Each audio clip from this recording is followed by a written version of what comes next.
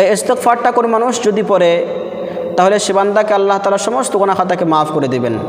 নবীজি সাল্লাল্লাহু আলাইহি ওয়াসাল্লাম বলেছেন, আস্তাগফিরুল্লাহাল্লাযী লা ইলাহা ইল্লা হুয়াল হাইয়ুল কাইয়্যুম ওয়া আতুবু ইলাইহি। নবীজি বলেছেন, কোন মানুষ যদি জিহাদের ময়দান থেকে পালিয়ে এসে এই ইস্তেগফারটি পড়ে তবুও সে মানুষকে আল্লাহ তাআলা মাফ করে দিবেন। প্রিয় ভাই বন্ধু সকল, জিহাদের ময়দান থেকে পালিয়ে আসা হচ্ছে কবিরা গুনাহ, বহুত বড় একটি গুনাহ।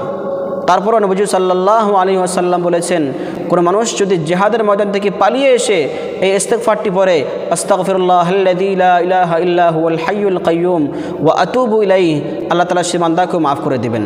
এজন্য আমরা ইস্তেগফারটি বেশি বেশি করে পড়ব। আর যদি আমরা ইস্তেগফার পাই না, তাহলে আমরা যে ইস্তেগফার মুখস্থ আছে আমরা সেই ইস্তেগফার পড়ব। আর না হলে কমসে কম আমরা আস্তাগফিরুল্লাহ আস্তাগফিরুল্লাহ আস্তাগফিরুল্লাহ এটা পড়ব। কারণ अस्तगफिरुल्लाह अस्तगफिरुल्लाह ये विरद है गुनाहगारों का, रहमत है खुदा की, माफ़ी है उसका इनाम। যা আস্তাগফিরুল্লাহ আস্তাগফিরুল্লাহ এটা ওয়াজিফা হচ্ছে গুনাহগার মানুষের জন্য, আল্লাহ তাআলার রহমত, এবং এই আস্তাগফিরুল্লাহর পুরস্কার হচ্ছে যে আল্লাহ তাআলা সে বান্দাকে মাফ করে দেবেন। এর জন্য প্রিয় ভাই বন্ধু সকল, আমরা বেশি বেশি করে তওবা করব, আমরা বেশি বেশি করে আমরা ইস্তেগফার করব, নিশ্চয় আল্লাহ তাআলা আমাদেরকে মাফ করে দিবেন।